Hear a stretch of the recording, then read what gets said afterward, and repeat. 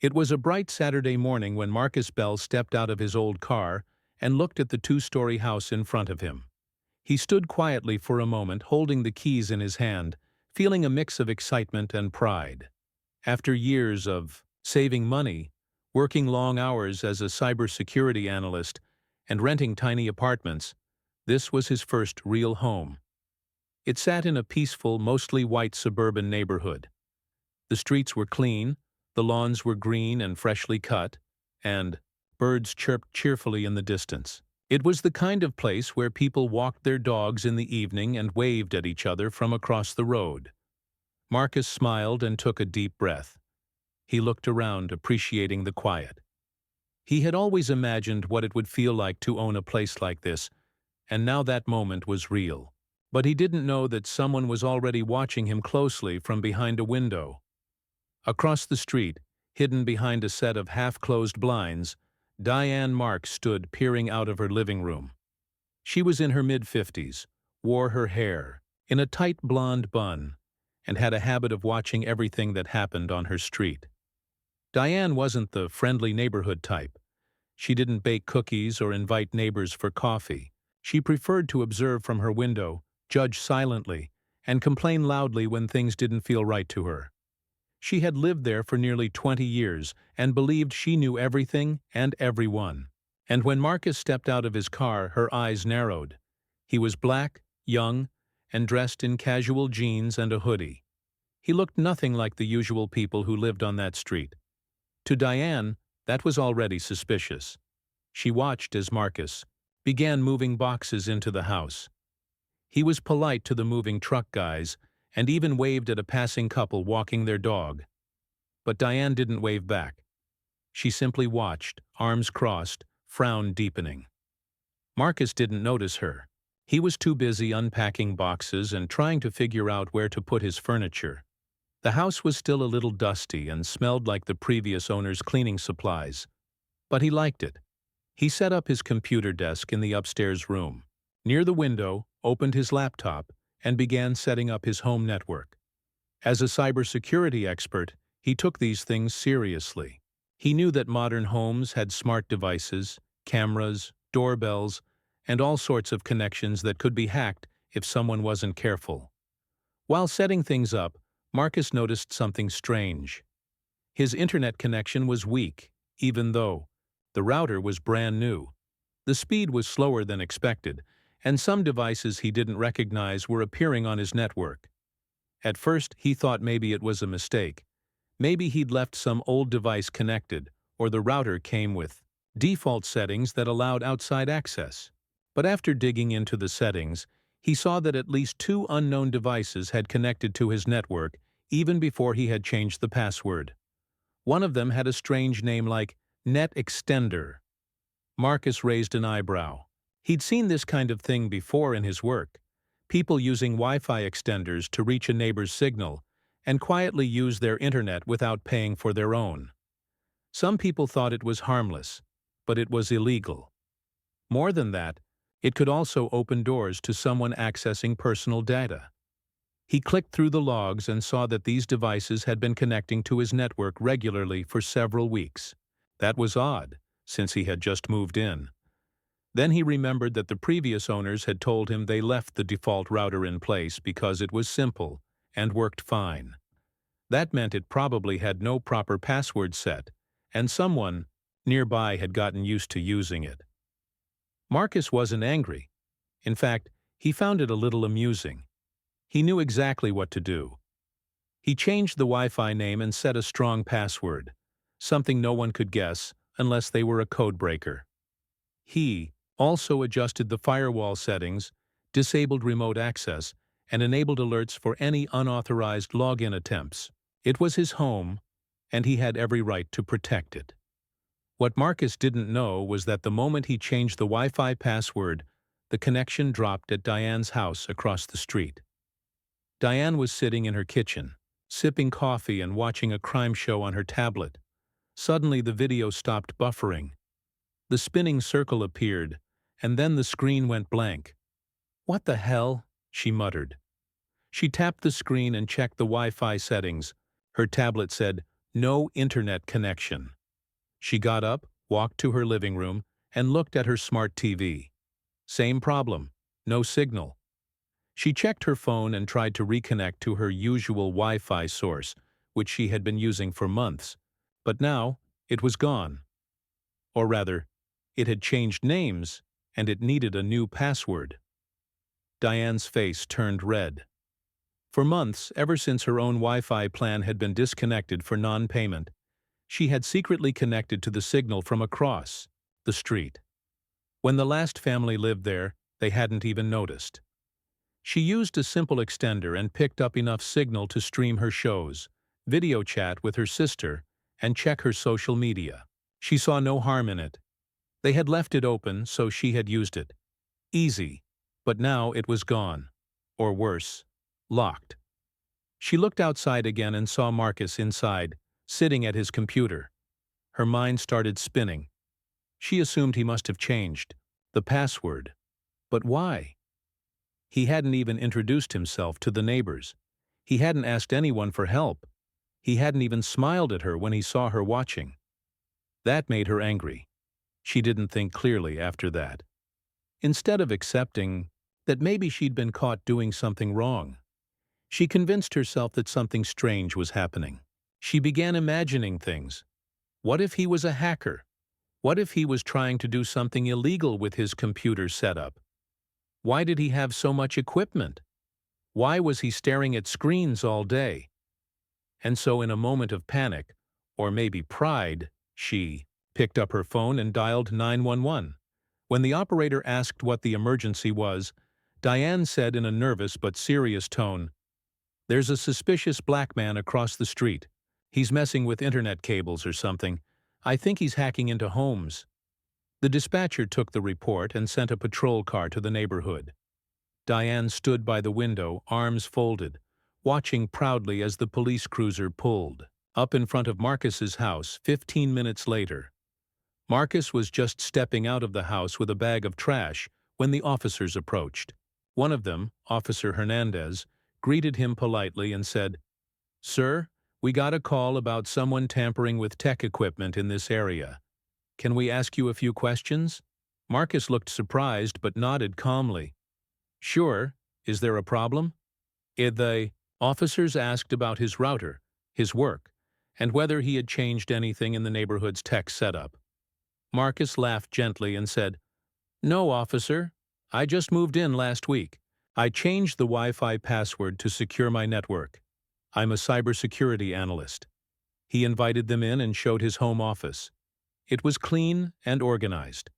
There were a few monitors, some books on network security, and his certification proudly framed on the wall. He explained how someone had been connecting to his router, and he secured it to avoid any problems. The officers looked around, asked a few more questions, then apologized for the disturbance. "No worries," Marcus said with a polite smile.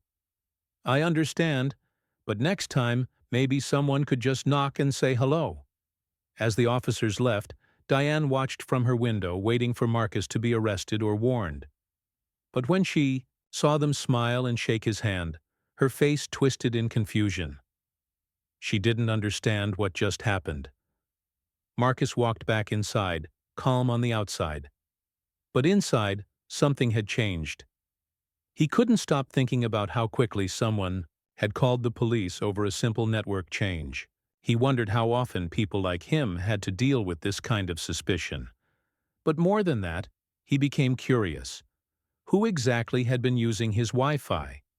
And what else had they been doing with it? That question stayed in his mind like an itch he couldn't scratch. He sat down at his desk, opened his laptop, and began looking deeper. And what he would find over the next few days would shock everyone, including Diane. The morning after Marcus changed his Wi-Fi password, the neighborhood was buzzing with a quiet tension. From across the street, Diane sat in her living room, her face tight with frustration. She was still angry and confused about losing access to the internet she had been using without paying for months. She had never thought much about the consequences of her actions. To her, it was just a harmless shortcut, something everyone did. but now it felt like a personal attack. That morning, Diane decided she needed help, not just from her neighbors but from the people who had the power to solve problems quickly, the police. She picked up her phone, her hands trembling slightly. She dialed 911 and waited as the operator answered with a calm, professional voice. 911, what's your emergency? The operator asked. Diane's voice was firm and urgent. There's a man across the street. He's acting suspiciously. I think he's messing with the internet cables or hacking into computers. He's a black man, and I'm worried for the safety of the neighborhood. She described Marcus as someone who shouldn't be doing what he's doing, and insisted that the police needed to come immediately. The operator kept her calm and asked questions to understand the situation better. Diane gave the address and explained what she had seen. Meanwhile, Marcus was getting ready to start his day. He enjoyed working from home, and this day was no different. He sat at his desk, sipping coffee, planning to catch up on emails and finish a project. He didn't know that just a few minutes away, someone had made a phone call that would disrupt his peaceful routine. About 15 minutes later, 2 police officers arrived at Marcus's house. They wore navy uniforms and badges that gleamed in the morning sun. Their faces were serious but polite as they approached the front door. Marcus heard the knock and stood up, walking to open the door. When he saw the officers, he smiled politely. "Good morning, officers. How can I help you?" The first officer, a woman named Officer Hernandez, spoke gently. "Good morning, sir. We received a call about suspicious activity involving internet cables or computer equipment. Have you noticed anything unusual?" Marcus was surprised. "No, officer. I haven't done anything suspicious. I just moved in last week and changed my Wi-Fi password to secure my network. That's it." He invited them inside without hesitation. Marcus believed in transparency and cooperation. As they entered, the officers noticed his neatly arranged home office, filled with computer monitors, books about cybersecurity, and certificates hanging on the wall. "I'm a cybersecurity analyst," Marcus explained. "I work remotely. Changing the password was to prevent unauthorized access. Before that, I noticed some strange devices connected to my Wi-Fi that didn't belong to me." Officer Hernandez nodded thoughtfully. "We understand, sir. It's important to keep your network secure." The second officer, a tall man named Officer Reed, looked around and added, "Did you notice anyone around your property who might have caused concern?" Marcus shook his head. "No one suspicious, just some neighbors, but nothing unusual." The officers asked Marcus to show them the router and its settings. He pulled up the network management page on his laptop and demonstrated how unknown devices had connected before the password change. They observed quietly, their expressions serious. After verifying Marcus's story and checking his identification and proof of home ownership, the officers apologized for the inconvenience. "Thank you for cooperating, sir. It seems like everything is in order." Marcus smiled again. "No problem. I understand the concern. But I wish someone had just asked me before calling the police." The officers nodded and left, walking back to their cruiser. As they drove away, Diane watched from her window, arms folded, feeling a mixture of anger and disbelief. She expected more drama, maybe even an arrest. Instead, the man she called the police on was polite, calm, and professional. Over the next few days, rumors started to spread in the neighborhood about the incident. Some people whispered about a suspicious black man causing trouble. Others said it was just a misunderstanding. Marcus tried to keep a low profile, but he couldn't ignore how uneasy he felt. This wasn't the first time he'd been treated differently because of his skin color. He had faced microaggressions before, but this was on a whole different level. Someone had called the police on him without any real reason, just because he did something normal, changing his own Wi-Fi password. Marcus thought about how often people like Diane made quick judgments based on fear or prejudice. It made him sad and angry at the same time. But he didn't want to react with anger. Instead, he decided to focus on facts. He wanted to understand why Diane had called 911 and what she might have been trying to hide. Curious and cautious, Marcus began looking deeper into his network. As a cybersecurity expert, he knew where to start. He accessed the router's logs and saw a history of devices connecting to the Wi-Fi over the past few months. One device in particular caught his eye. It had a strange name and was using a MAC, address that belonged to a piece of hardware in a neighboring house. Marcus realized that someone close by had been connecting to the internet through the old router without permission. That person had used his network as a free internet source, and possibly more. This explained the slow speeds and strange activity he'd noticed when he first moved in. He started to wonder what else this person might have done while connected. Did they just watch videos and check emails? Or did they try to access private information? He knew that unsecured Wi-Fi networks could expose users to serious risks. Marcus decided to dig further, carefully and legally. He began reviewing all the files and logs available on his network. What he discovered was shocking and far more serious than he expected. There were signs of attempts to access confidential files and even evidence that someone had monitored some of the network traffic. The thought that someone was spying on a previous resident's private information disturbed him deeply. He realized that the innocent-looking neighbor might not be so innocent after all. At the same time, Marcus remained cautious. He didn't want to accuse anyone without proof. He knew the importance of being fair and keeping emotions in check. Over the next days, he gathered all the evidence and made copies of the network logs. He documented everything carefully.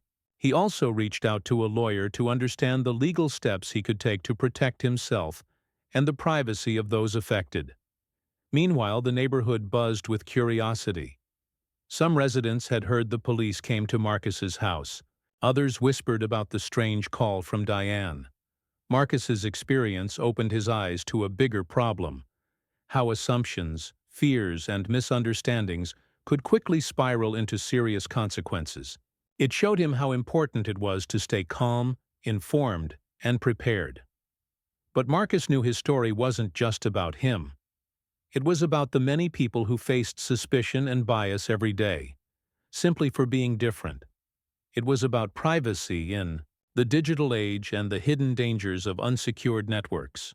And it was about the courage it took to stand up for the truth, even when it felt uncomfortable.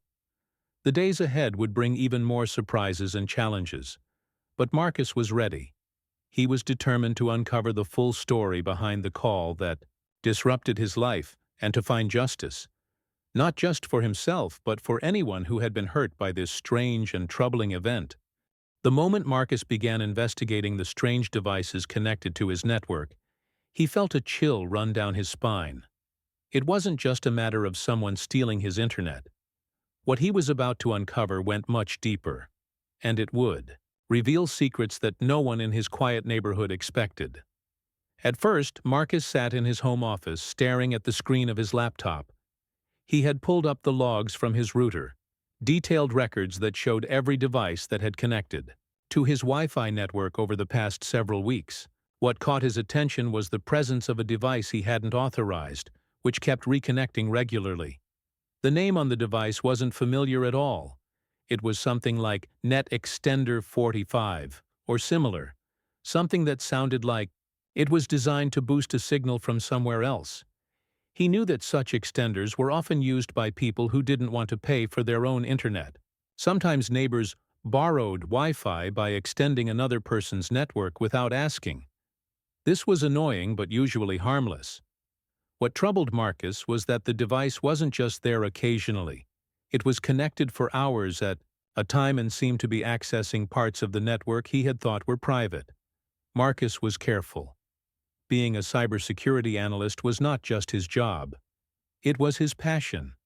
He understood that digging into someone else's data without permission was illegal, so he focused only on what was visible through his own equipment, like IP addresses, connection times, and logs that showed attempted access to files or devices on his network. As Marcus delved deeper, he discovered something unexpected.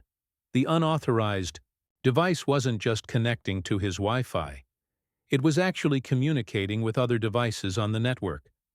There were attempts to access shared folders, places where personal files, photos, and other sensitive information were stored.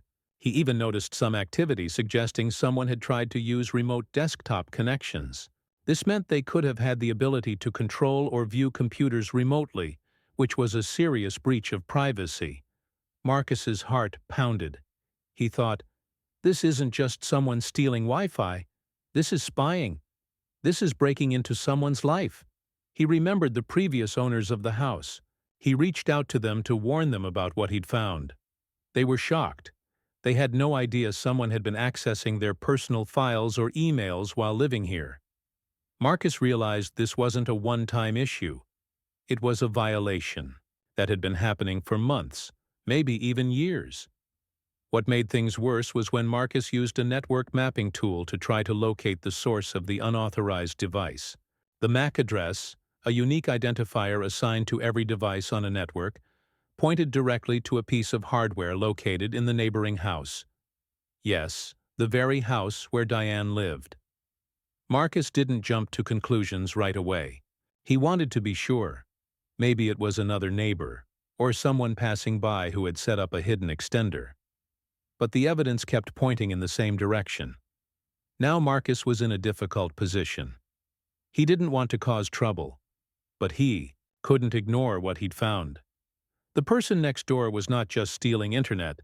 They were invading other people's privacy, possibly breaking laws. This was a serious matter. Marcus thought carefully about his next steps. As an expert, he knew the importance of documenting everything carefully and staying within legal boundaries. He saved copies of the logs and recorded all the suspicious activity with dates and times. He also took screenshots and made notes on everything he discovered. At the same time, Marcus contacted a trusted lawyer who specialized in cyber law. The lawyer explained that unauthorized access to a computer network was a crime. If the person was caught, they could face penalties ranging from fines to jail time depending on the severity. But Marcus was also warned not to take matters into his own hands or confront anyone directly. The proper way was to work with the police. With the lawyer's advice, Marcus reached out to the local police department to report his findings. He provided them with all the evidence he had gathered, including the network logs, screenshots, and information linking the unauthorized device to the neighboring house. The police listened carefully. They agreed to open an investigation and promised to act quickly. They understood that cybercrimes could be complicated but were serious. In the meantime, Marcus kept an eye on his network and made sure it was as secure as possible. He installed new software that alerted him immediately to any unusual activity. He set up multiple layers of protection, including a guest network for visitors and encryption, that scrambled his data so it couldn't be intercepted easily. But, while Marcus was focused on securing his digital life, the situation in the neighborhood was quietly shifting. Diane, unaware that Marcus was investigating her, continued to act as if nothing was wrong. She used her devices, trying to reconnect to the internet through other means. She felt entitled to free internet because she didn't want to pay her own bills, and she had managed to get away with it for a long time. What Diane didn't realize was that she had been caught in a digital trap of her own making. By extending and accessing her neighbor's Wi-Fi without permission, she had exposed herself to detection. Marcus's knowledge and tools had revealed more than she expected. The police investigation soon led to a surprising discovery. Officers obtained a search warrant for Diane's home. When they arrived, they found multiple devices, routers, signals, extenders, and computers that had been used to access other people's Wi-Fi and possibly more sensitive information. The evidence was clear. Diane had been using special equipment to secretly connect to her neighbor's internet, capturing data that wasn't meant for her eyes. This wasn't just an innocent mistake or a simple borrowing of Wi-Fi. It was a calculated action that violated privacy and broke the law. When Diane was questioned, she tried to downplay the situation. She claimed she only used the internet for watching TV shows and emails. She insisted she didn't know it was illegal and didn't mean any harm. But the digital footprints told a different story. The case became a reminder of how much our lives are connected to technology and how important it is to respect privacy online. For Marcus, the experience was eye-opening. He realized that being a cybersecurity expert was about more than just protecting networks. It was about protecting people's lives and dignity. He felt a sense of responsibility not just to himself, but to the entire community. He began to think about how he could help his neighbors understand the dangers of unsecured networks and digital spying. He started planning workshops and meetings where he could teach others how to secure their internet, recognize cyber threats, and protect their privacy. Marcus's story spread beyond the neighborhood. It was a real-life example of how technology could be misused and how vigilance and knowledge could make a difference. It was also a story about courage, the courage to look deeper, to ask questions, and to stand up against injustice. The investigation didn't stop there. As the police looked into the full extent of the situation, more details came to light about how long this had been going on and who else might have been affected. Neighbors who once thought their internet was safe and private now worried about what information might have been seen or stolen. Marcus stayed calm and supportive. He reassured everyone that the situation was being handled and that they could all take steps to protect themselves. He emphasized the importance of community and trust. In the end, what started as a simple change of a Wi-Fi password revealed a hidden world of digital invasion and mistrust. It showed how easily assumptions could lead to trouble, and how technology could both harm and heal. Marcus's journey was far from over, but he was ready for whatever came next. He had uncovered the truth and was determined to make sure it never happened again. Marcus felt a heavy weight on his shoulders as the investigation unfolded. He knew this was not just a simple case of someone stealing Wi-Fi. It was a story about trust, fear, and the realities of living in a world where technology and prejudice could mix in dangerous ways. As the police continued their work, Marcus tried to stay calm, but inside, he was grappling with many emotions. He had always believed in fairness and honesty. When he first moved into the neighborhood, he hoped to build good relationships with his neighbors. But now, it seemed like those hopes were being challenged by misunderstandings and old biases. Marcus couldn't help but think about Diane's call to 911. Why did she feel threatened enough to call the police on a man simply changing his own Wi-Fi password? Was it really about safety, or was it something else? Marcus remembered stories he had heard growing up, how people were often judged by their appearance before their actions. This was happening to him now. A simple, everyday act had turned into a big problem because someone assumed the worst about him without knowing the truth. It was frustrating and unfair. At the same time, Marcus was proud of how he handled the situation. Instead of getting angry or reacting harshly, he focused on the facts. He gathered evidence, reached out to experts, and worked with the police to ensure that justice was done correctly. His calm and careful approach earned him respect from many neighbors who started to see him differently. The police investigation revealed that Diane's actions went beyond just using the Wi-Fi without permission. They found that she had been intercepting private information, including emails and files, from several neighbors. This was not just theft of internet service. It was a serious invasion of privacy and possibly even identity theft.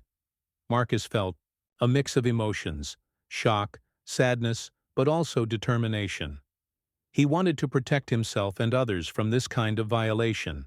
He realized how vulnerable people could be in the digital age, especially if they didn't understand how to protect themselves. The neighborhood began to change. Some people felt embarrassed or ashamed for how they had treated Marcus. They apologized for jumping to conclusions and for the assumptions they had made. Others became curious about cybersecurity and started asking Marcus questions about how to keep their information safe. Marcus saw this as an opportunity to educate and unite the community. He organized meetings where he explained the importance of secure passwords, recognizing phishing scams, and understanding privacy settings on devices. He used simple language and real-life examples so everyone could understand, no matter their age or background. At one of these meetings, a woman named Linda approached Marcus. She shared her own story about losing money to an online scam because she didn't know how to spot fake emails. Linda's story touched many people and showed how important it was to learn together. Marcus also worked with local schools to teach students about online safety. He believed that knowledge was power and wanted the younger generation to grow up feeling confident in the digital world. Despite all the positive steps, Marcus knew the road ahead wouldn't be easy. Diane faced legal consequences for her actions, but the damage done to the neighborhood's trust would take time to heal. Marcus wanted to be part of that healing process. He decided to start a community group focused on building better relationships and understanding among neighbors. The group held events like block parties, technology workshops, and discussions about culture and diversity. Through these efforts, Marcus hoped to break down the walls of fear and misunderstanding that had caused so much trouble. He believed that when people talked openly and honestly, they could find common ground. One day, Diane reached out to Marcus. She wanted to apologize personally for calling the police and for the harm she caused. Marcus listened carefully. He could hear regret in her voice. He forgave her but made it clear that trust had to be rebuilt slowly. This moment was important for both of them. It showed that even difficult situations could lead to growth and healing if people were willing to listen and change. Marcus's experience became a story shared far beyond his neighborhood. News outlets and online forums discussed how technology, race, and community intersected in this incident. Many people saw it as a lesson about assumptions, justice, and the power of knowledge. Through everything, Marcus remained humble and focused on what really mattered, making his neighborhood a safer, kinder place for everyone. As the weeks passed, Marcus noticed subtle changes. Neighbors greeted him with smiles instead of suspicion. People started locking their Wi-Fi networks and asking for help when needed. The sense of community grew stronger. Marcus felt hopeful. He knew challenges would come, but he was ready to face them with patience and courage.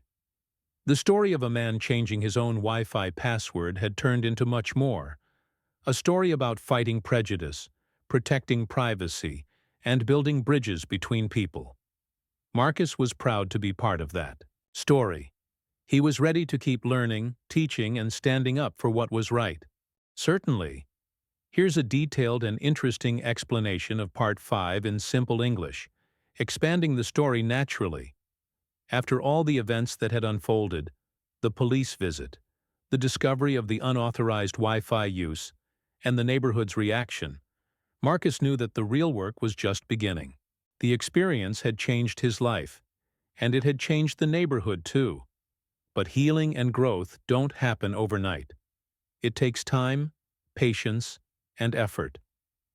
Marcus spent many quiet evenings thinking about everything that had happened. At first, he felt tired and a little overwhelmed by the attention and drama. But soon, he realized he had an important role to play. He could turn this difficult experience into something positive for himself and his community. The first thing Marcus focused on was rebuilding trust. After Diane's actions and the call to 911, many neighbors were uneasy around him. Some whispered, behind his back. Others avoided eye contact. Marcus understood. It was natural for people to be suspicious when things were unclear. But he wanted to change that. He wanted neighbors to see him not as a threat, but as a friend and a protector. He started with small gestures. When he took out the trash, he greeted neighbors warmly. When he saw kids playing outside, he smiled and waved. He shared stories about his work in cybersecurity with curious people, always keeping it simple and friendly. Slowly, walls started to come down. At the same time, Marcus organized a neighborhood meeting. He sent flyers and invited everyone to join a casual evening gathering at the local community center.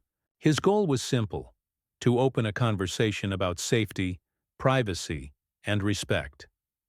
The night of the meeting arrived. Marcus was nervous but excited.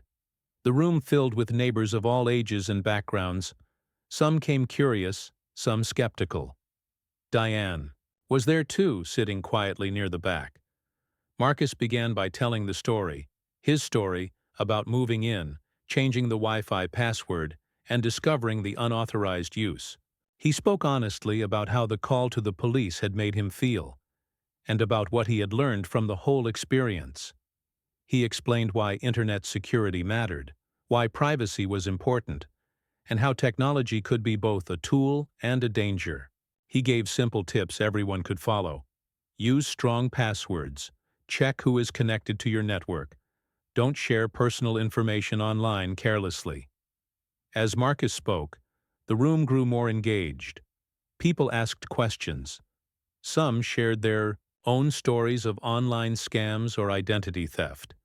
It became clear that many neighbors didn't know how vulnerable they really were.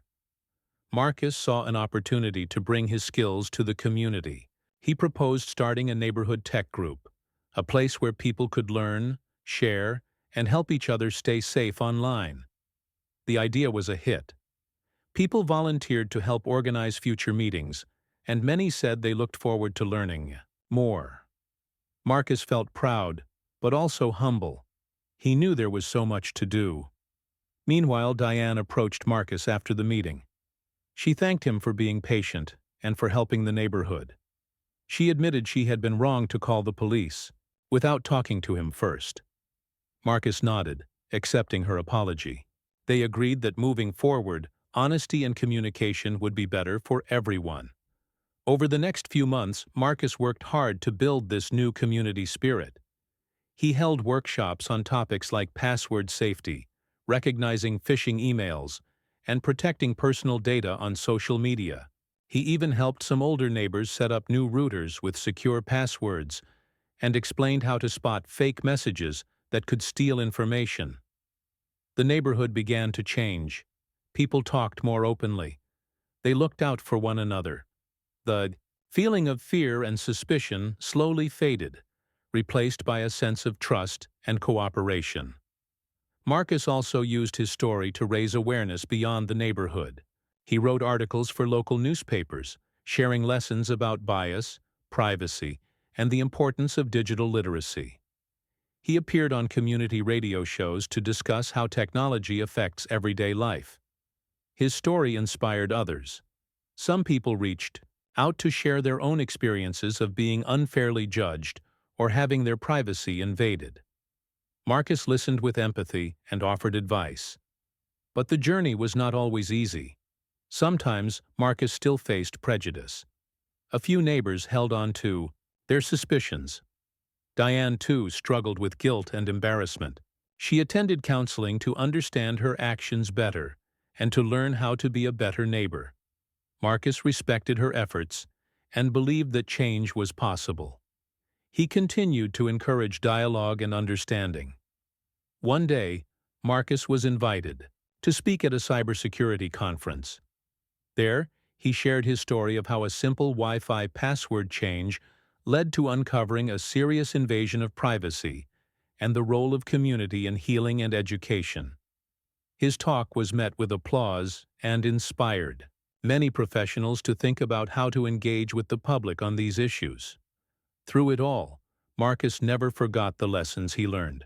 He understood the importance of empathy, patience, and the power of knowledge.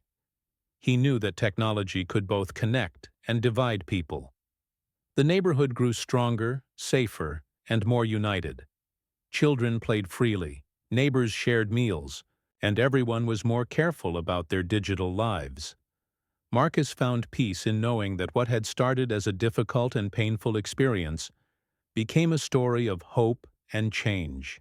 He knew the world was still full of challenges, but he was ready to face them with courage and kindness. In the end, Marcus's story was more than just about Wi-Fi or a 911 call. It was about human connection, the fight against prejudice, and the importance of standing up for truth and justice. And so, life in the neighborhood moved forward, brighter and more connected than ever.